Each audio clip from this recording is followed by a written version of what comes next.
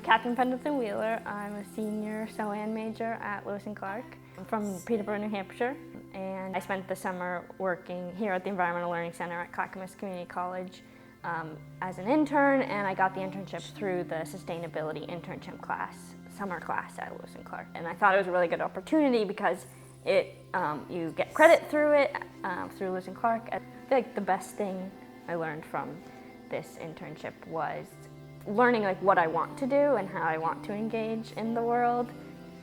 I think it's benefited me in that I'm confident in my skills. I love working with people in the outdoors, and I think something that has really cemented that is having this space of the Environmental Learning Center within an urban space. I think is really important because it gives people the free access to nature, and I think it benefits loads of people to have outdoor space even in these urban settings.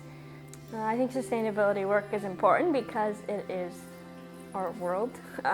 It needs it, and I think here at the Environmental Learning Center is even more important because it is the space that is so fundamental in sustainability. I really appreciated this opportunity because it gave me the chance to see what I like to do and what I'm good at, and how I want to take these lessons and this experience into future work opportunities and also in school.